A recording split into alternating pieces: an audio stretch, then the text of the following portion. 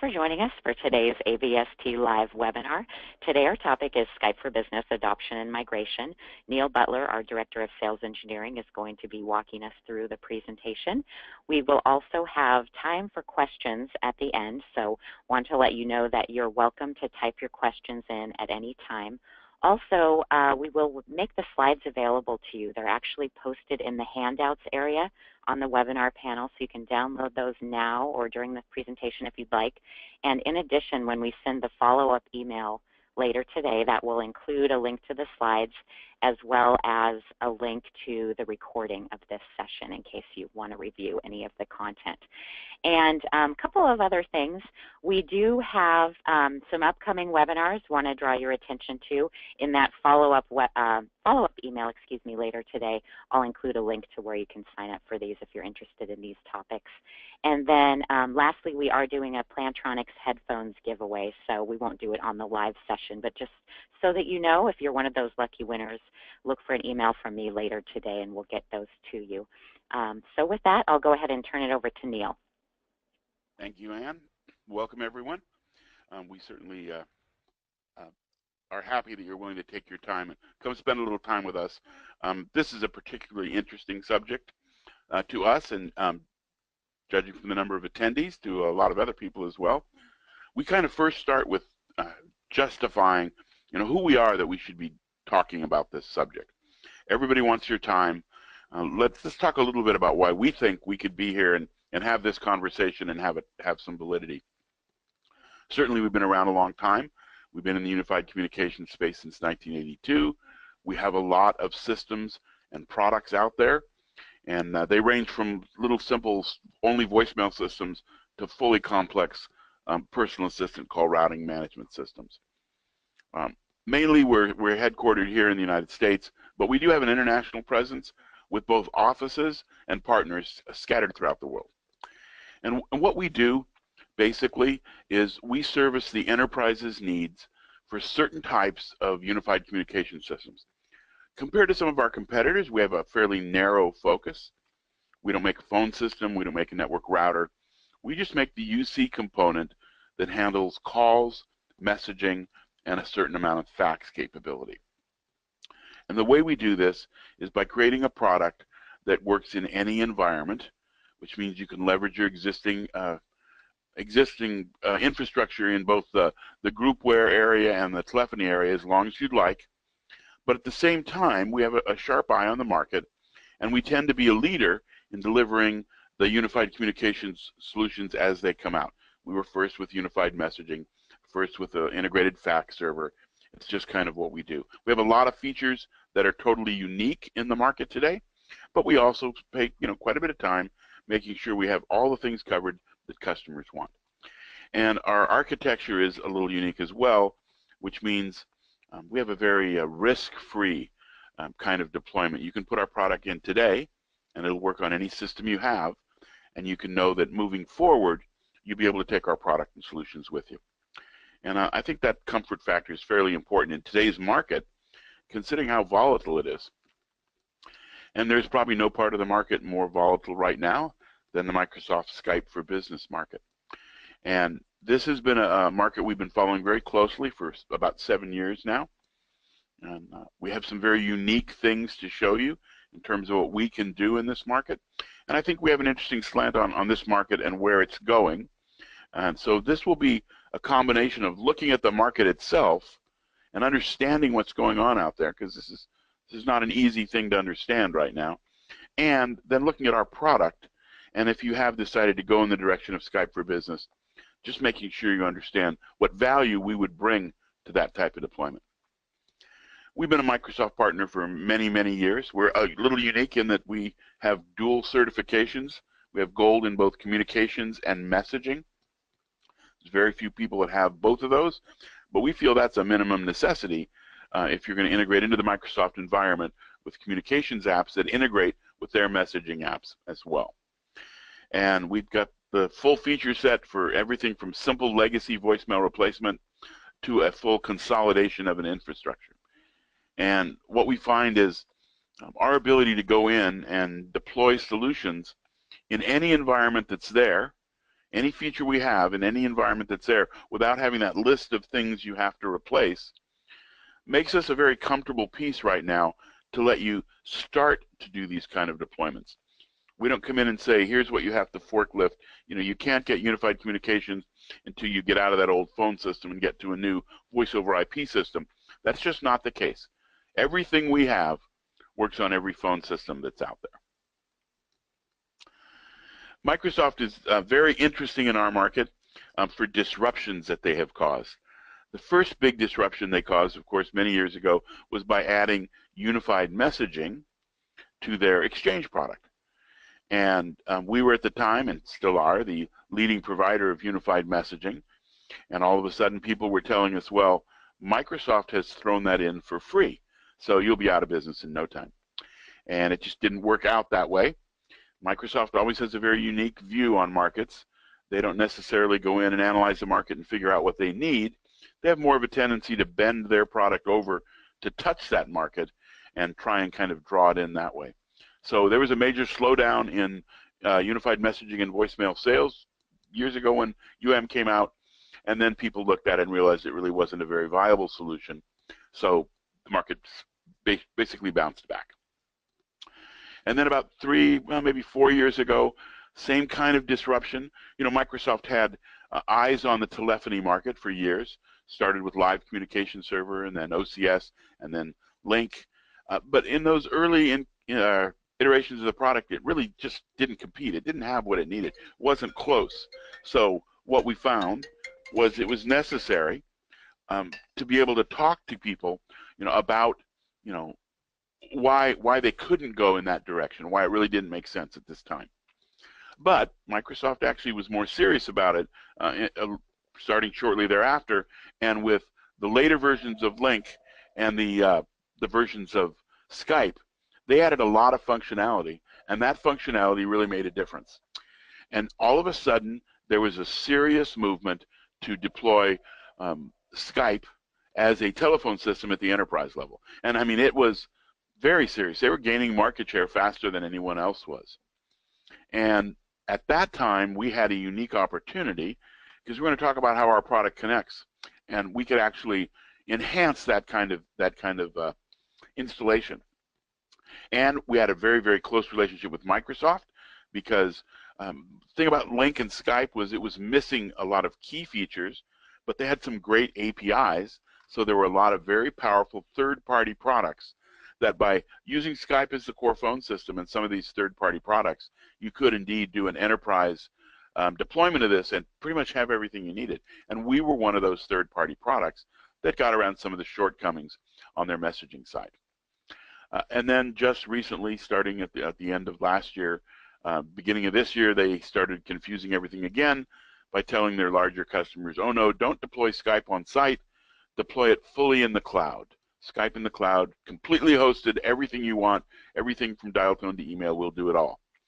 And unfortunately, that cloud PBX that is part of that is like the early OCS and live communication systems. It just doesn't have very many features.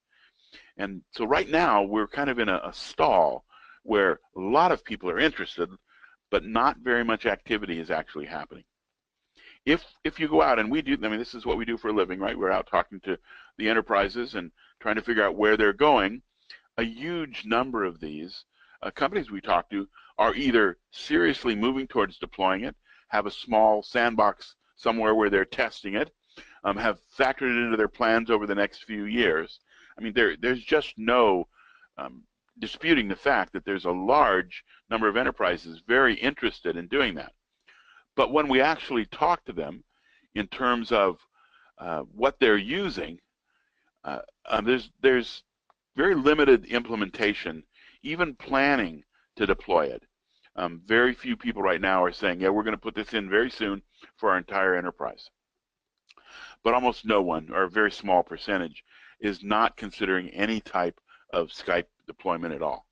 So this is a market that, you know, it really has great validity, even if it is a little confused right now. And we'll look at a couple of the confusing factors in a second. And large organizations, you know, they're really not going to say take everything out right now and put in Skype. I mean, no matter what the phone system, no matter what the major infrastructure component, that's just not how you do it. You're going to step into it. And the companies we talk to who are stepping into it, some say our end goal is to get rid of every PBX we have as soon as possible and use Skype as our telephone system, as our unified communications tool across the board. Others say we are going to go into it and we might start deploying it in our new locations as certain PBXs go out of maintenance completely. That might be our product to replace them. But for a considerable amount of time, we understand we will still have legacy PBXs in our infrastructure. And that's excellent news for us, because one of the things we do is we do a great job of tying together an infrastructure that has both Skype and legacy PBXs.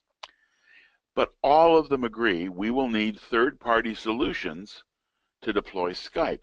Skype is just not feature-rich enough. It's too new. There are major categories of things it doesn't have. So that confusion in the market over how to deploy Skype is really based on kind of how well the different versions of it have been fleshed out in terms of the ability to do everything.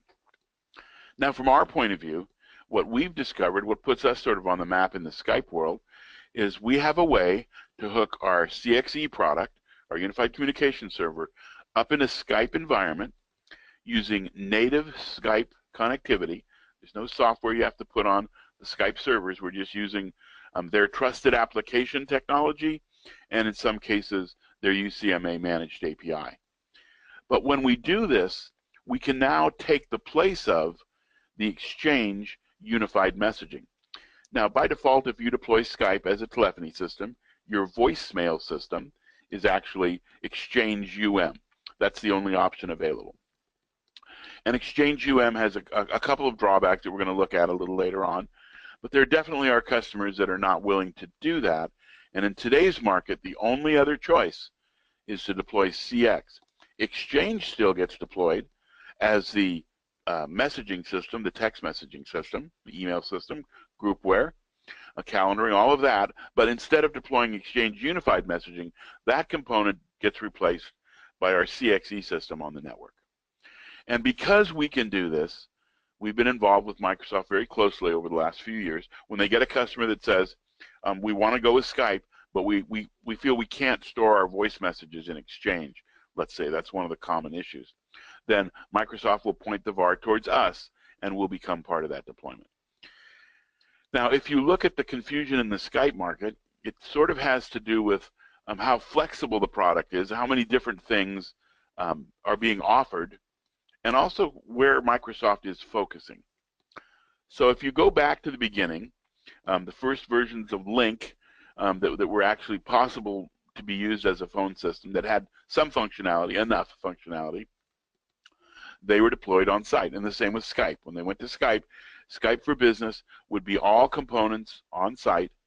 You would bridge away from your existing PBX. Typically, PSTN resources would come in, and it really functioned like a traditional PBX from an architecture point of view. Different feature set, but basically lived on site. And that was important because that was kind of an easy architecture to understand. Now, the movement to the cloud everywhere is something that nobody can avoid, and certainly Microsoft is one of the big players there. So Microsoft did come out first with a very successful deployment of their Exchange product, and the whole thing tied together as Office 365.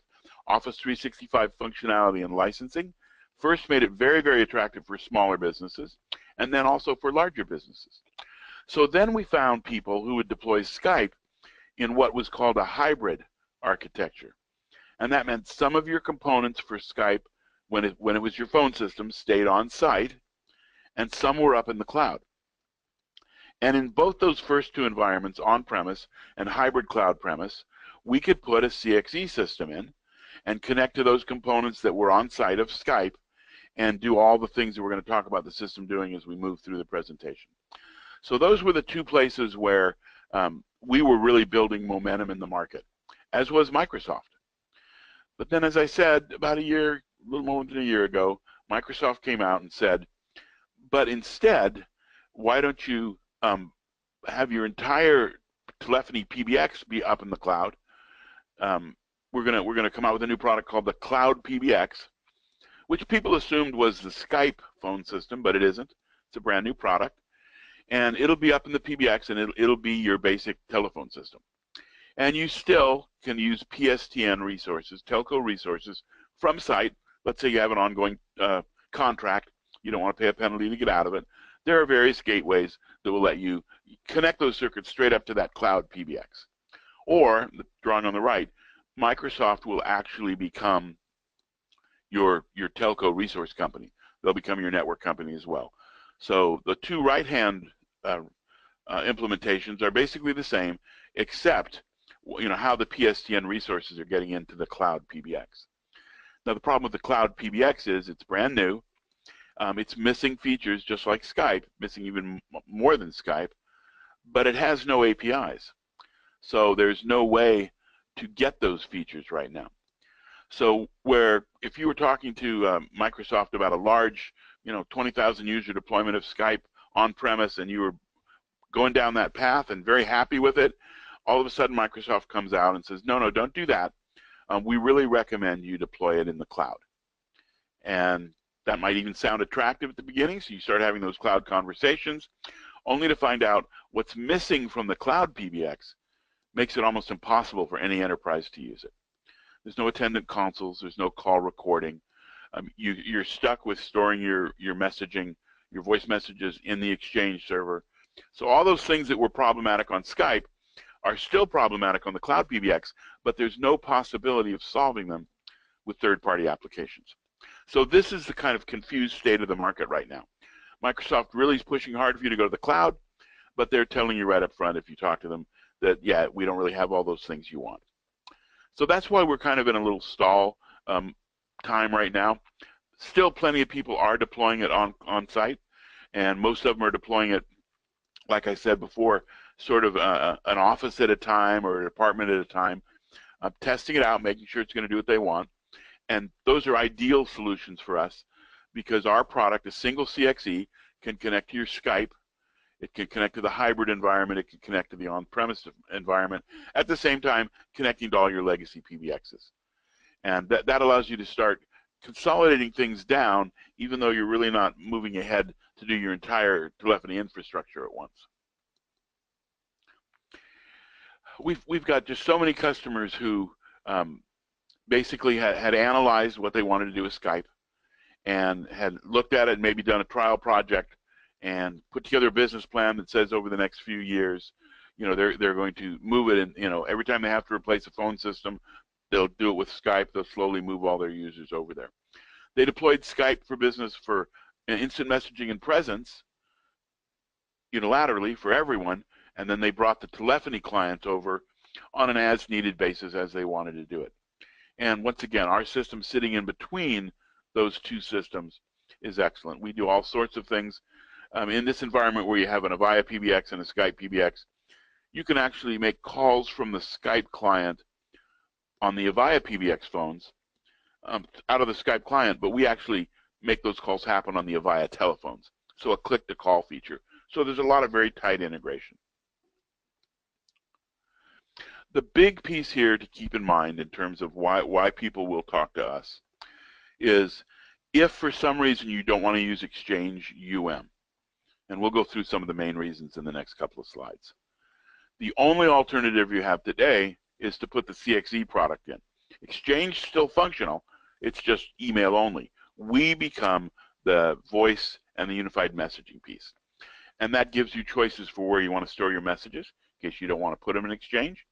It solves a lot of the shortcomings of both Skype and Exchange UM for features you probably already have in your organization and aren't really willing to lose. It makes for a nice, easy transition into that without making it any more complicated than it has to be. One of the great things about using our product as opposed to using Exchange UM is our product's been on the market since 1985. It has every voicemail feature and call processing feature I know of. I've never had anybody tell me anything that exists out there that we don't do. So moving from that legacy system over won't be as painful as it would be to moving to Exchange Unified Messaging, including our alternate telephone user interfaces, where if you're coming from one of the traditional legacy systems, like the ARIA, the Serenade, the Intuity, any of those on the list, when you move across, the user experience doesn't change. And so the disruption to your business is minimized. And then all of those other possible call processing applications you might have, and you really sometimes have to look to find them because maybe only one or two departments using them, all those can come across onto our system, so there'll be no disruption to business at all. At the same time, we offer a very secure way of doing messaging. There's a lot more concern in security these days, and in the voice world, it's somewhat new to the world. There were years when security wasn't that important, and now it certainly is. So we've done things on our product such that when you come across to CXE, you can have a very secure setup where private voice messages can't be forwarded, even though they go into Exchange. We can limit how that works. We have a web client and a mobile device that streams and copies messages such that while they can be played on those devices, they can't be taken out of the system. There's no file attachment save, no forwarding to an email address. Basically, if you're concerned with laws such as HIPAA in terms of confidentiality, this is something that meets those needs, no problems at all. And then encryption on the wire, encryption on our clients, all of those are available as well. When you look at moving to Skype and moving to Exchange one of the first drawbacks you're going to find is it's an extremely weak call processing system. It does have an automated attendant. It has a couple of features. But for most enterprises, people will find that it doesn't really meet their requirements. And we're not going to go through in great depth all the things it doesn't do. If you're looking at this kind of deployment, you might just want to get us on the phone call, and we can go through a little more. But if you don't pay close attention to what you already have that you're using in your current call processing system, it might be kind of a rude shock when you moved over to Exchange Unified Messaging. One of the things that we've done as we've grown into being an enterprise company is we've put things into place that large enterprises need, particularly multiple site enterprises.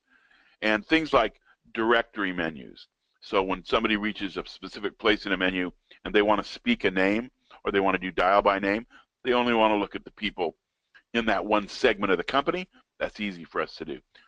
And that gets extended out to locations. If you put a CXE system in to cover, let's say, your 20 locations in the United States, you're going to tie them all together. We actually can have different menus, different functionality by each location, by each department in each location. So we have unlimited answer modes. So when you start doing that kind of deployment in Exchange you quickly find out how limited it is to just one set of operating hours, and it's probably not going to meet your needs. Going beyond what your legacy system has now, the system you're putting in to replace that legacy system, you certainly want to move forward. And what we found is Microsoft doesn't really understand phone calls very well. They don't seem to think either voice messaging or phone calls are all that important. So their call management features in Skype are extremely limited. And we take that a lot further. We believe call completion is probably the most important thing you can do for an enterprise. The numbers of call completion are abysmal. There's something like 17% of calls that come into an enterprise are connected the first time. And a lot of people say, well, there's nothing you can do. People are mobile. You don't know how to find them, etc. And that's simply not true. We have a personal assistant feature that will route calls based on your calendar, your Skype presence, your physical location. It'll send it to the correct list of devices. And call completion can be greatly enhanced with that. And it's interesting to note that our integration into the Microsoft environment, routing calls based on the calendar, on the Skype presence, things like that, goes far beyond Microsoft's own integration with their products. So it's pretty easy to see that if you have mobile employees, you need to look very carefully at doing a generic Skype deployment. One of the other issues that we found over the years is the way we work in groups is changing. Now, almost no one has missed the 5-year-old drive towards collaboration and talking about all those things. And There's whole companies that have sprung up to do these kind of applications, and there's definitely a change in how people work. And what we found is there's a lot of great products that handle the high-end enterprise contact center, multimedia contact center type of functionality. And there's, little things, like a response group in Skype, which is kind of like a limited hunt group, that do an okay job. But there's groups of people in the middle, those informal call centers, like perhaps your IT help desk, something along those lines. And they're looking for better call distribution into a group. And that's what we do with TeamQ. TeamQ is a pull model call distribution system where we interface with the callers, we ask them questions, we put information on a screen, and we let the agents pull the calls that match their skill set or their territory assignment or any other piece of information that they can see from the screen. So that really takes the place of what Exchange UM and Skype tries to do with response groups. So if you're seriously looking at moving towards Skype, and you figured out that you can work in one of the environments or the other, and if it's one of the environments where we work, we'd really recommend you get in touch with us or one of our dealers and have a more in-depth conversation about the kind of things that we bring into that environment. We're very comfortable talking about, from historical experience, the things you need to look out for that are in your enterprise that are going to be sticking points when you move over to those other environments. And whether it's just a traditional legacy voicemail replacement or a more feature-rich unified communications solution that you're looking for, we think ours is probably the better choice in that environment. And now we can look at some questions. Okay, thanks so much, Neil. All right, so we do have plenty of time for a few questions here. Just want to alert you, if you have the question area minimized, use the orange arrow in the upper corner and you should see the question box down toward the bottom if you'd like to submit a question. And also just real quickly, before we open it up for questions, for those who did join a minute or two late, I wanted to let you know that the slides are available in the handouts area, and in addition, we will send those out via email later today along with a link to the recording of this. So, okay, so Neil, first question, how do you handle E911? Yeah, that's a very challenging solution. Fortunately for us, we sit behind the PBX. And sitting behind the PBX means that we will make all of our phone calls out through the PBX, and the PBXs handle the 911. And that includes Skype. Skype has capabilities for handling 911, both fixed station and mobile station.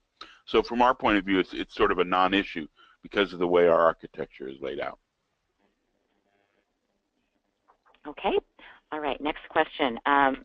Do you have the ability to store some of the user's voice messages in Exchange, but some on the AVST platform?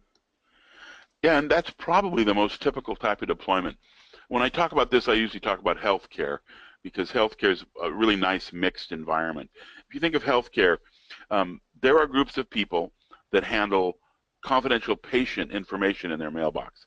So if you worked in a lab or a nurse's desk, you were likely to get a voicemail that has information that would be covered by HIPAA, the Health Insurance Portability Act, or whatever that is. Basically, you need to make sure that information doesn't get out. Those users most definitely would want to be configured to store their messages on the CXE server. They can still get to them from our mobile client in a secure fashion, from our web client in a secure fashion, and of course over the telephone. But they can't get that information out of the system. But also in that same organization, you have maintenance workers, the IT staff, the management staff, all these other people who probably could benefit from having their messages stored in Exchange. So on a user-by-user basis, we get to make that decision. And that is one of the powerful things about unified messaging. When it's configurable like it is on our platform, it is easy to tailor it to the needs of all the different types of workers you have in the organization. Okay, next question. Please explain the relationship with the Avaya. Was this just an example of a PBX, or can you do this with all PBXs? Yeah, we can do this with all PBXs. I always have to be careful because generalities like all PBXs always worries me. I can say this though, in the United States enterprise PBX market, and that includes almost all the hosted market as well, We have integrations to those phone systems. If we integrate to that phone system, then bridging it across to any other phone system. It's not actually just sitting between Avaya and Skype.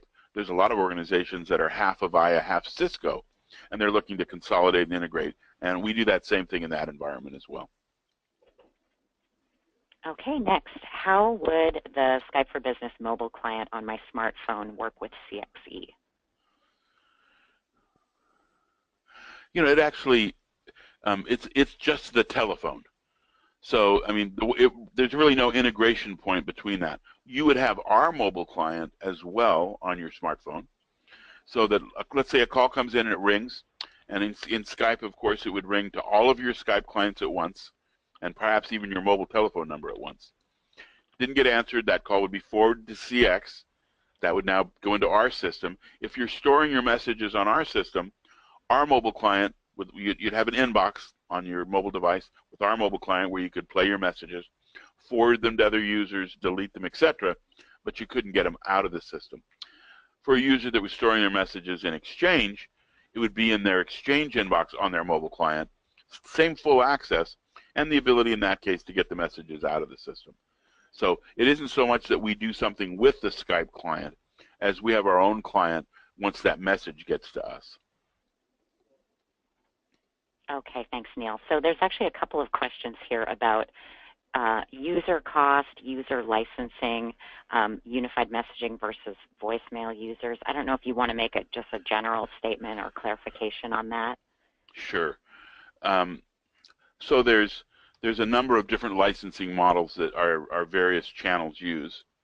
But I can say this from a unified messaging point of view.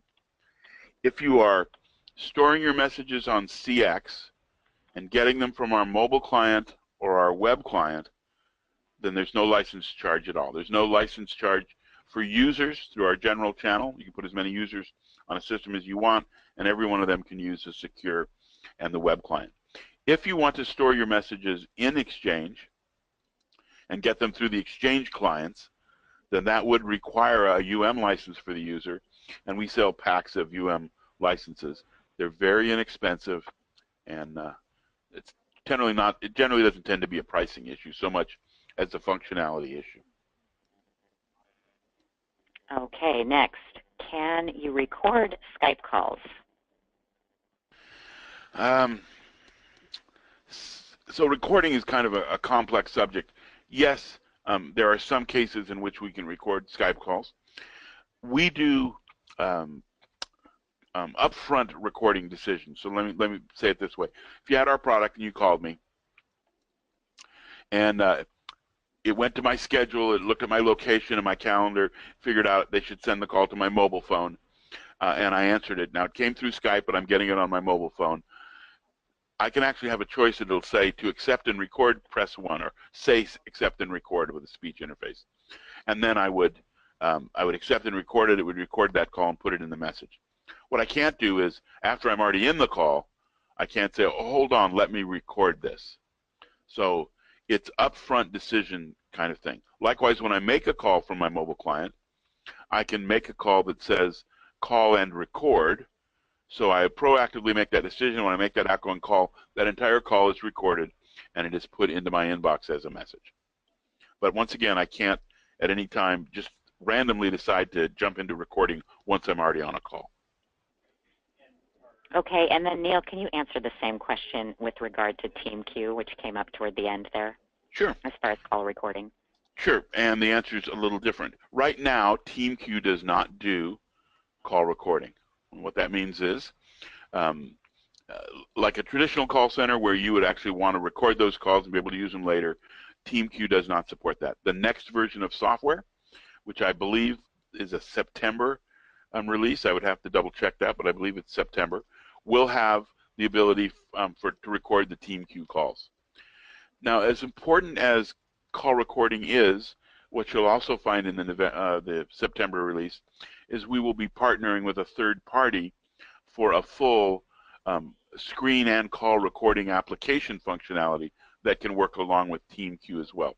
So we'll add sort of limited call recording basically to the TeamQ, but we'll have a much more feature-rich type of solution that's coming from a third party. We'll be selling it and maintaining it, but it'll actually be somebody else's product. Okay, thanks, Neil. Back to the licensing question. Can you start with a small group and then grow to cover all the users in the company? Yeah, so our general channel licenses the system by ports.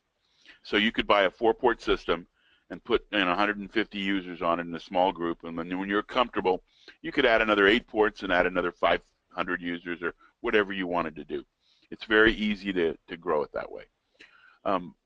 Part of our channel in the U.S., most notably NEC and Mitel, sell versions of our product that are licensed by user. So you would buy 500 users, and then when you wanted more users, you would go back and buy more users. So it's really going to depend on which part of our channel you purchase the product through. Okay, Neil, next question. When you say PBX, is this also Centrex integrations? Yes, it'll work fine with Centrex. To me, I'm an old school guy. Centrex is just a big PBX, down the street in a building with no windows. So yeah, it works fine. Okay, so I'm just doing a quick scroll here. There are a handful of more technical questions that we'll probably just take offline. And be assured that anyone who submitted a question, we do make sure that we follow up with you, whether we ask the question or not, just to make sure that it was answered appropriately and there weren't any follow-on questions. Once again, look for an email from us later today, which will include a link to the slides for download, as well as the recording of this session and the schedule of upcoming webinars in case you'd like to join us for another session here shortly. And I'll go ahead and let Neil give some parting thoughts as well. Yeah, I don't have any thoughts left, but I will give him a parting message. We do appreciate you coming to these webinars, and hopefully you find them helpful. And if you do, but there's other things you'd like us to cover, certainly let us know. You can always get in touch with us. The easiest way for something like this would be info@avst.com. Anything that goes there, trust me, gets handled very promptly. Likewise, if you didn't like the webinar, if it didn't cover enough information, if it wasn't deep enough, if it was too long, it was too short, anything you have to help us make these better, to better meet your needs, please let us know. Thank you, everyone. Thanks again, everyone, and have a great day. To learn more about AVST, please visit www.avst.com.